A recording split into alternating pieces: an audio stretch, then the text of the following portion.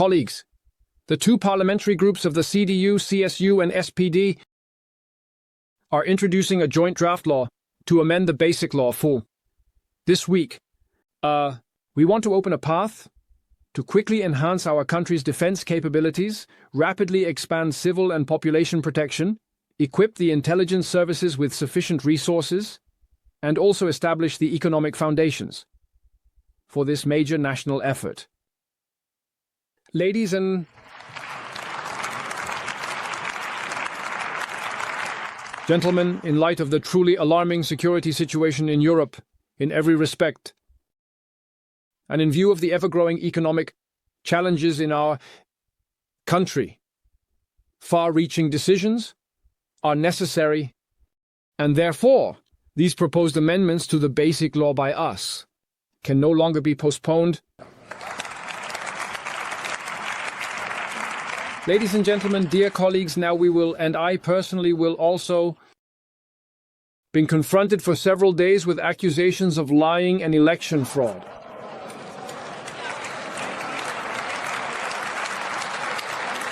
In certain media, there is talk of betrayal.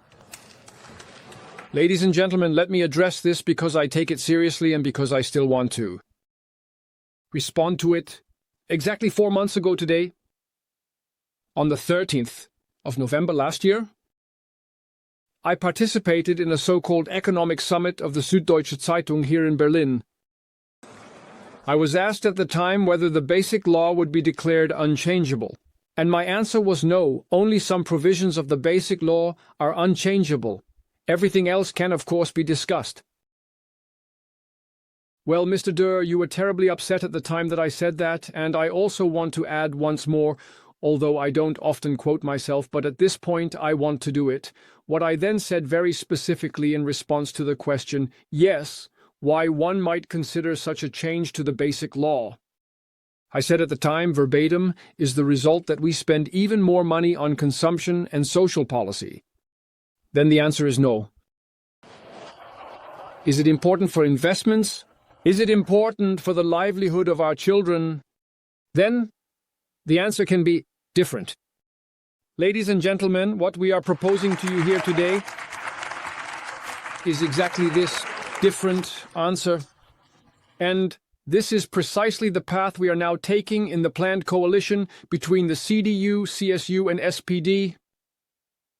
And dear colleagues, the absolute priority in what we have to do now is strengthening the defense capability of our country.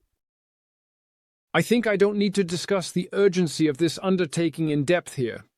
Colleague Klingbeil mentioned some data, the Munich Security Conference, the events at the White House, the war in Ukraine, ladies and gentlemen, the constant attacks on our infrastructure, drone overflights over our barracks, a hybrid war that is taking place, which has massively escalated in recent weeks, with uncertainties greater than ever before. We must do something now to significantly increase our defense capability, and we must do it quickly. And with great unity in foreign and security policy, I want to say it more precisely. The word deterrence must now be quickly and credibly backed by military means. Any further delay would be irresponsible. Not in a week, but ladies and gentlemen, now. Because they know very well that it is not just a week, but that it may take weeks and months until a new Bundestag is capable of making decisions. And we have a major NATO summit before the summer holidays. We have the next EU summit in the week after next. And this Federal Republic of Germany must be capable of making decisions regardless of election dates and the composition of the German Bundestag. Germany must become capable of defense. And Germany must return to the international stage as an effective partner in Europe, in NATO, and in the world. Now, we all know that this decision is not shared by everyone in our country, and yes, quite obviously not here in the House either. And ladies and gentlemen, not only in the East, but throughout Germany, there are increasing doubts and questions about the political balance in our decisions.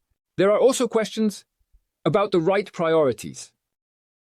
Even if one were to set aside all these doubts, ignore them all, which I explicitly do not do. But even if one does, the question remains how we can now just as quickly emerge from the economic growth crisis of our economy, how we can become a strong country again, in the longer perspective.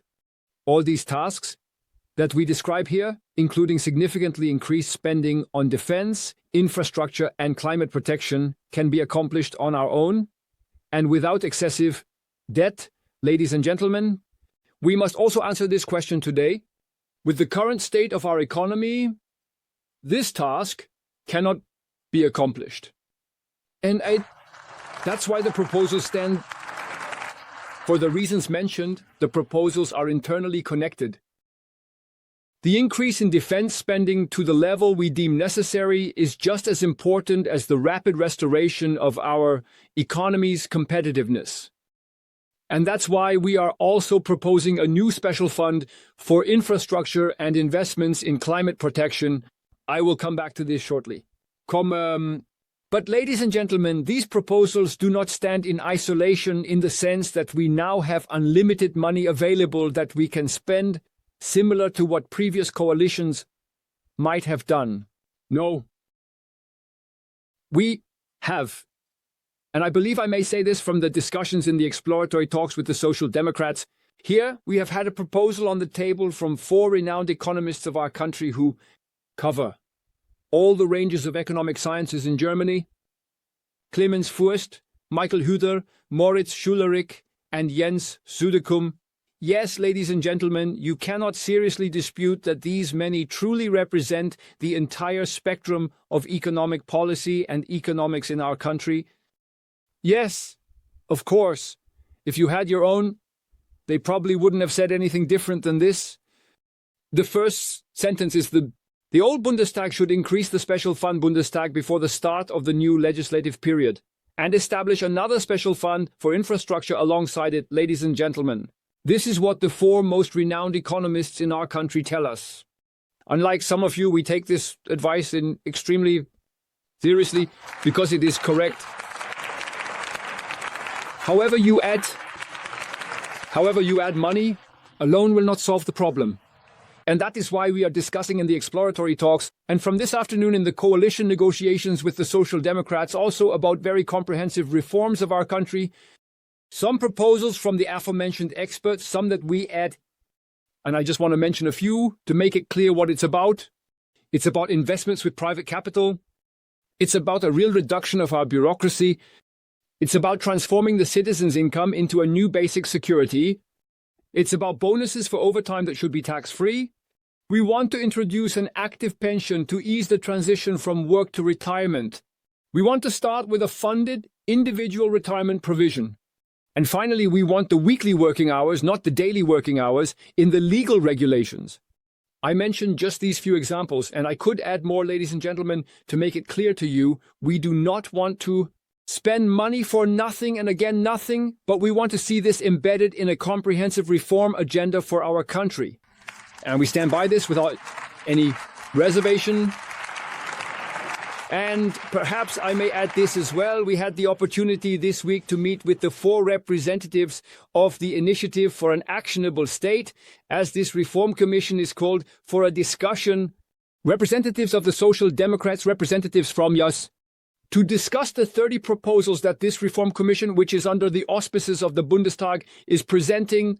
Ladies and gentlemen, among them are proposals that we should take extremely seriously.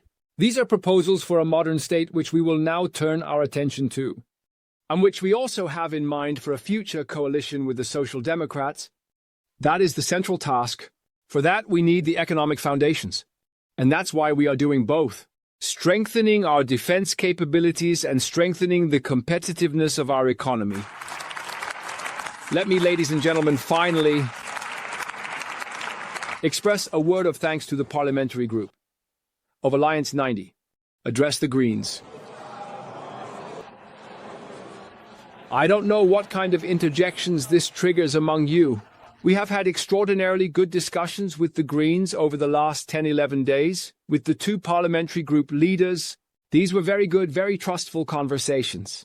I want to thank them for allowing us to do this, and we have discussed the proposals we submitted with them. And we have made some additional proposals beyond that. For example, if we want to understand the concept of defense so comprehensively that it also includes support services for capacity building assistance for Ukraine, we have made a concrete proposal for this. We have introduced an amendment today to include not only defense expenditures but also federal expenditures for civil protection and civil defense, as well as expenditures for intelligence services. And ladies and gentlemen, we agree, I hope this applies not only to but also for the FDP and the Union anyway, that we want to maintain that the states receive the same flexibility in the debt brake as the federal government. This is obviously a flaw in the drafting of the debt brake as it was made in 2001.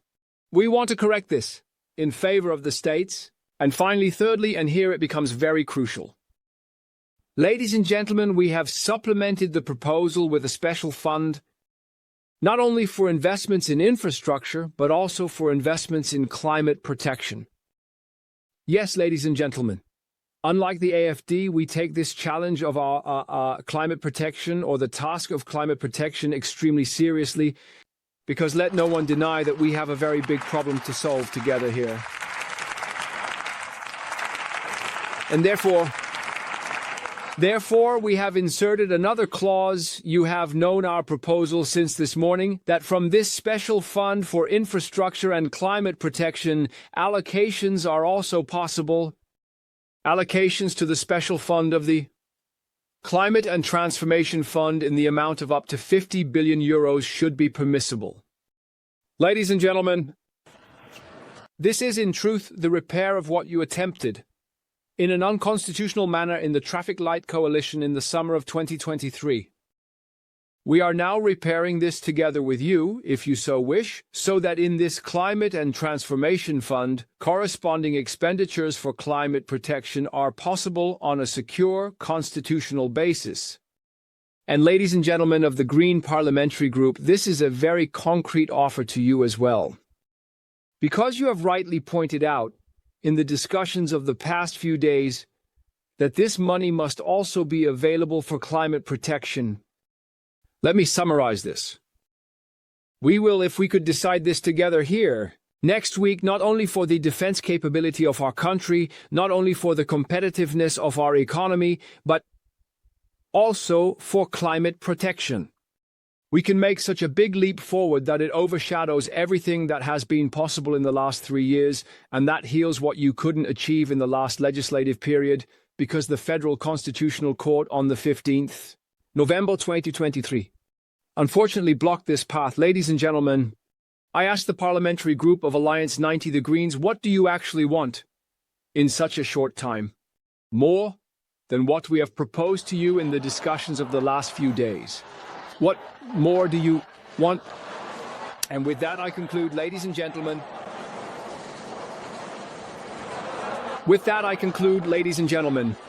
Yes, well, that significant unrest is arising between the FDP and the Greens. Dear colleagues, may I ask for a bit of quiet, so that we can continue in the debate further. Thank you.